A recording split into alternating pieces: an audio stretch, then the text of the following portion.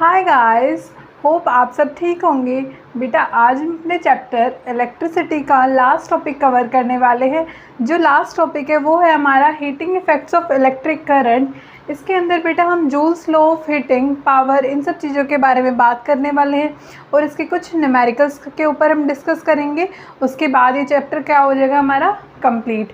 ठीक है बेटा, अब हम अपने लेक्चर की तरफ प्रोसीड करते हैं और हम देखते हैं heating effects of electric current क्या कहता है हमें। ठीक है बेटा, देखो इसके स्टेटमेंट क्या होते हैं, थोड़ी सी डिफ़िकल्ट मान सकते हो, थोड़ी ट्रिकी मान सकते हो, क्योंकि इसे थोड़ा सा समझना पड़ता है। तो देखो क्या कहती है बच्चों, ये if the conductor is purely resistive the source of energy continuously get dissipated in the form of heat, this is known as heating effect of electric current. Main जो वर्ड्स है आपको इजीली समझ आ रहे होंगे, जैसे प्योरली रेजिस्टिव आपको समझ नहीं आया होगा, डिसिपेटेड समझ नहीं आया होगा, और इसी की वजह से आपको ये पूरी स्टेटमेंट जो है वो डिफ़िकल्ट लगती है, आप इसे रटने की कोशिश करते हैं। लेकिन बेटा आज के बाद हमें रटना नहीं है, हमें समझना है और उसके बाद हमें अपने आप याद हो जाएगा। ठीक है, तो देखो क्या कहता है, if the conductor is purely resistive. देखो लाइंस को ऐसे ब्रेक कर लिया करो। ठीक है, अब इसने क्या किया, if the conductor is purely resistive. Purely resistive means कि करंट, रेजिस्टेंस क्या होता है, करंट को अपोज करता है, और प्योरली रेजिस्टिव क्या हो जाएगा बेटा कि करंट को जो कम्प्लीटली अपोज कर रहा होगा। ठीक है, उसके बाद the source of energy continuously get dissipated in form of heat. देखो अब सोर्स क्या हो सकता है यहाँ पे बेटा, सोर्स हो सकता है, सेल हो सकता है, फिर बैटरी हो सकती है। ठीक है, तो बोला है कि अगर कोई एक कंडक्टर है वो प्योरली रेजिस्टिव है, ठीक है, उसके बाद जो उसके साथ सोर्स जो हम कनेक्ट करेंगे वो अपनी एनर्जी को कंटिन्यूअसली क्या करेगा, वेस्ट करेगा। ठीक है, किस फॉर्म में वेस्ट करेगा, हीट की फॉर्म में वेस्ट करेगा। जैसे देखो एक कंडक्टर है और बेटा मान लो ये जो हमारा मार्कर है ये हमारा कंडक्टर है। ठीक है, ये कंडक्टर प्योरली रेजिस्टिव है, इससे बेटा एक सेल या फिर एक बैटरी कनेक्टेड है। उस सेल और बैटरी में से बेटा जो भी हीट रिलीज़ वो बाहर अपनी वेस्ट करेगा, वो किस फॉर्म में करेगा, हीट की फॉर्म में करेगा।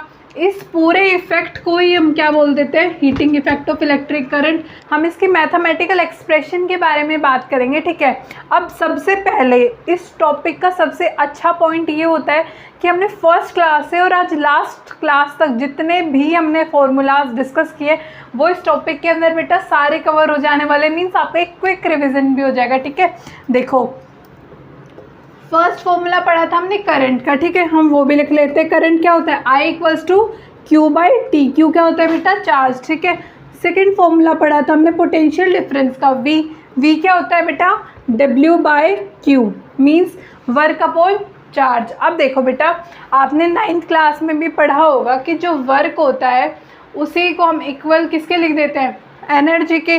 और एनर्जी बेटा heating effect of electric current में किस फॉर्म में रिलीज हो रही है, देखो इन form of heat, means energy को हम रिप्लेस कर सकते हैं हीट से, मीन्स एच से। ठीक है, तो देखो यहाँ पे बेटा पोटेंशियल डिफरेंस के फॉर्मूले में आपके पास क्या फॉर्मूला था, W बाई क्यू। अब W को हम रिप्लेस कर सकते हैं एनर्जी से, और एनर्जी इस इफेक्ट में क्या होती है, हीट होती है, तो हीट क्या आ सकती है, H बाई क्यू।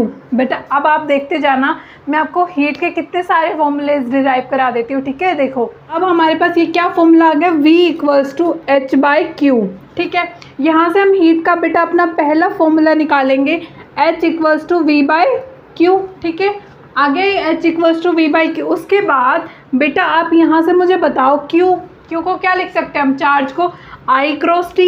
तो H का दूसरा फॉर्मूला बेटा आ सकता है हमारा V I into T. I into T आ गया।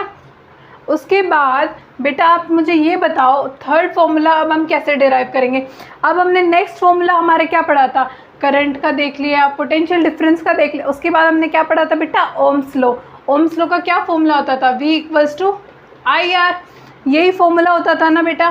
तो इस V की वैल्यू को हम यहाँ पुट कर देंगे। ठीक है, नया H का फॉर्मूला आ जाएगा, H इक्वल्स टू V हमारे पास यहाँ दे रखा था, इसका फॉर्मूला क्या होता है, IR। तो IR इंटू IT हमारे पास था। अब इसको देखो हम क्या लिख देंगे, I स्क्वायर RT। ये हमारा H का एक नया फॉर्मूला डिराइव हो गया। ठीक है बेटा, अब देखो हमारे पास H के कितने फॉर्मूले आ गए, H equals to V Q, H equals to V I cross T, और थर्ड फॉर्मूला क्या आ गया, H equals to I square R T. ठीक है, जो अब हम डिस्कस करते हैं अपना next topic, Joule's law of heating. बेटा एनसीईआरटी में जब आप इसे फाइंड करेंगे, ये टॉपिक पर्टिकुलरली आपको दिया नहीं हुआ है, लेकिन आपको पेज नंबर 189 पर एक पैराग्राफ दे रखा है एक न्यूमेरिकल के ऊपर, हमारे सब टॉपिक के नीचे heating effect of electric current के अंदर ही, तो वहीं पर ही लिखा है बेटा this is known as Joule's law of heating. अभी देखो थोड़ी सी देर पहले हमने एक फॉर्मूला डिराइव किया था हीट का, क्या किया था, H equals to I square R T. यही सेम होता है बेटा जूल्स लॉ ऑफ हीटिंग।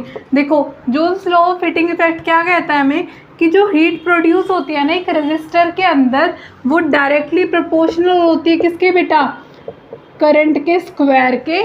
ठीक है, और उसके बाद क्या बोलता है कि डायरेक्टली प्रोपोर्शनल होते हैं किसके, रेजिस्टेंस के, जिससे करंट हमारा अपोज होता है। ठीक है, H डायरेक्टली प्रोपोर्शनल होगा किसके, R के।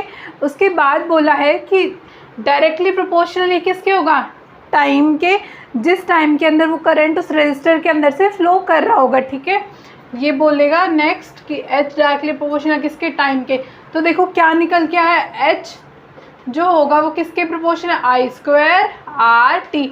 यही फॉर्मूला बेटा आपके पास निकल के आया। ठीक है, अब देखो आप मुझे यहाँ से ये बताओ कि H जो हमारा क्या है बेटा, हीट है, इस हीट की एसआई यूनिट क्या होगी, बताओ। हमारे वर्क की एसआई यूनिट क्या होती है बेटा, जूल्स होती है। तो सेम हमने उसे एनर्जी से रिप्लेस किया था, और energy heating effect of electric current में क्या होती है बेटा, हमारी सिंपल हीट होती है। तो इसकी एसआई यूनिट पे क्या हो जाएगी बेटा, जूल्स। ठीक है, उसके बाद बेटा हम बात करते हैं अपने इलेक्ट्रिक फ्यूज़ के बारे में, मींस इलेक्ट्रिकल जो हीटिंग अप्लायंसेस होते हैं उसके बारे में बात करेंगे। एंड द लास्ट टॉपिक और इज पावर। ठीक है, इलेक्ट्रिक फ्यूज़ हमें क्या कहता है, इलेक्ट्रिक फ्यूज़ कहता है कि it is a device which protect circuits and appliances by stopping the flow of current in case of short circuits and overloading. Means देखो बेटा इलेक्ट्रिक फ्यूज़ एक ऐसा डिवाइस है जो हमारे सर्किट्स और अप्लायंसेस, जैसे हमारे घर में जो इलेक्ट्रिकल अप्लायंसेस होते हैं उन सबको बचाता है जब शॉर्ट सर्किट्स होते हैं, या फिर करंट बहुत ज़्यादा अमाउंट में जो हमारे अप्लायंसेस को नहीं चाहिए तो उससे ज़्यादा एक्स्ट्रा अमाउंट में आ जाता है, तब ये हमारा करंट का जो फ्लो हो रहा होता है ना उसे स्टॉप कर देता है, और उससे हमारे क्या होता है, अप्लायंसेस और जो सर्किट्स होते हैं वो ख़राब होने से बच जाते हैं। ठीक है, इलेक्ट्रिक फ्यूज़ की हेल्प से।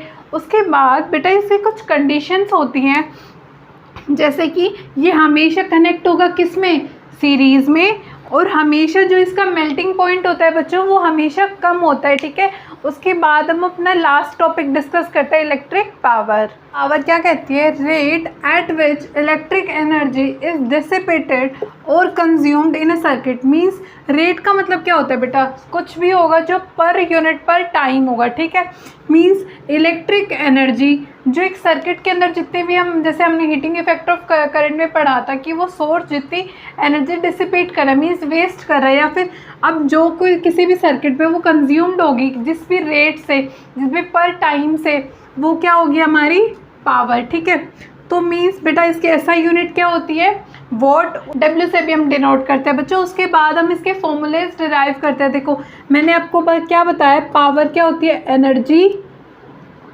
पर टाइम, मीन्स रेट, रेट क्या होता है बेटा, पर टाइम। ठीक है, अब E बाई टी आ गया, अब E को हमने क्या लिखा था, H बाई टी। ठीक है बेटा, अभी हमने कुछ देर पहले ही हीट के कुछ फॉर्मूलेज डिराइव किए थे। वो क्या होता है, सबसे पहले एक एक फॉर्मूला को लेते हैं हम लोग, जैसे H equals to I square R T. ठीक है, अब इसको यहाँ पुट करते हैं, तो P equals to I square R T divided by में T यहाँ से कैंसिल हो जाएगा। तो बेटा फर्स्ट फॉर्मूला जो पावर का आएगा वो क्या आएगा, आई स्क्वायर आर। ठीक है, नेक्स्ट फॉर्मूला जो हमने पढ़ा था वो क्या पढ़ा था, H का, कि H equals to V I T, ये पढ़ा था। ठीक है, तो H equals to V I T, तो यहाँ से पावर में इस H वाले को रिप्लेस करेंगे हम इसमें, तब क्या आ जाएगा हमारे पास, V I T divided by में टी, टी कैंसिल हो जाएगा। सेकंड, ये फर्स्ट था, ये हमारा सेकंड आ जाएगा, P equals to V I. ठीक है, एंड लास्ट मतलब अपना क्या देखा था, H equals to V Q, यही फॉर्मूला हमने देखा था H equals to V Q. अब देखो इस फॉर्मूले को हम यहाँ H से रिप्लेस करेंगे इस H को, तो हमारे पास पावर का लास्ट फॉर्मूला क्या आ जाएगा बेटा, वी क्यू डिवाइडेड बाय में T। ठीक है, यहाँ से आपको दिख रहा होगा I क्या होता है Q बाई T, मीन्स ये फॉर्मूला भी आपको अब क्लियरली दिख रहा होगा। ठीक है, V P equals to V I. ठीक है, अब बेटा पावर के हमने 3 फॉर्मूले देख लिए, I square R, second power equals to V I, third one is power equals to V Q by T. ठीक है, उसके बाद बेटा ये किसकी कमर्शियल यूनिट होती है, वो कमर्शियल यूनिट होती है बेटा इसकी क्या होती है, किलोवोट आर। ठीक है, किलोवोट आर जो होती है बेटा इसको आपको याद रखना चाहिए कि जूल्स में कितनी होती है। ठीक है, तो बेटा 1 किलोवोट आर होती है 3.6 इंटू 10⁻⁶ जूल्स, ये होती है। ठीक है, इसकी कमर्शियल यूनिट। बेटा यही था इस चैप्टर के अंदर। आई होप ये चैप्टर आपको पूरा क्लियर हुआ होगा, और जो कोई भी डाउट्स हैं आप कमेंट सेक्शन में ज़रूर मेंशन करना। And thank you so much कि आपने मुझे लास्ट तक देखा। एंड प्लीज़ अगर आपको मेरा पढ़ाया हुआ अच्छा लगा हो, समझ आया हो, तो प्लीज़ चैनल को सब्सक्राइब करना, वीडियो को शेयर करना, और जो नीचे बेल आइकन है कॉर्नर में उसे ज़रूर प्रेस कर देना, ताकि आने वाली वीडियोज़ की आपको जल्दी से जल्दी अपडेट्स मिलते रहे। See you in the next video.